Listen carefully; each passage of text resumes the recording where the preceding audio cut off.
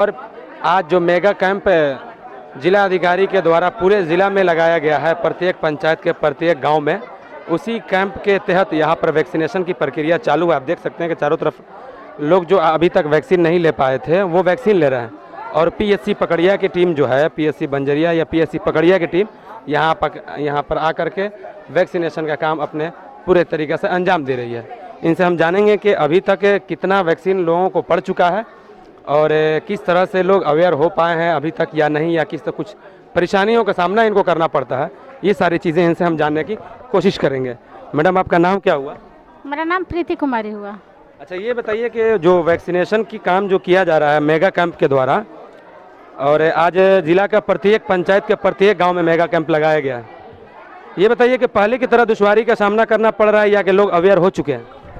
यहाँ के पहले के लोग अवेयर हो चुके हैं कि हमको इंजेक्शन लेना ही है कोरोना वैक्सीन का, नहीं तो हमको कोरोना हो सकता है। यहाँ के लोग जागरूक हो चुके हैं, पहले से ज़्यादा जागरूक हैं, अपने से आके ले रहे हैं लोग। लेकिन यहाँ का रास्ता इतना डेंजर है कि आने में हम लोग को इतना दिक्कत हुआ है कि किसी तरह 5 बजे सुबह से निकला है आदमी 8 बजे तक यहाँ पहुँचा है। ये मात्र 11 किलोमीटर का रास्ता और 2 घंटा लगा है, इतना रास्ता का समस्या तो है। रास्तों के लेकर के भी हम लोग लगातार आवाज़ समस्या में भी हम लोग पार लगा रहे हैं। कोरोना का टीका, उस समस्या में भी हम लोग जंग को जीतना चाह रहे हैं कि इस जंग को किसी तरह जीतना है। इसके अलावा भी कुछ ऐसी समस्या है जिसका सामना आप लोगों को करना पड़ रहा है? ऐसे तो कोई समस्या नहीं है, लोगों में भावना हो चुका है कि हमको कोरोना वैक्सीन लेना है, किसी भी हाल में लेना है। ऐसा कोई सामना नहीं करना पड़ रहा है कठिनाइयों का। अभी तक कितने लोगों को पड़ चुका है? अभी तक हमने 50 लोगों को दे चुका है ना। टारगेट लेकर चलिए? टारगेट लेकर चले हुए हैं हम लोग 500 का, ठीक है, मदरसा में सिर्फ।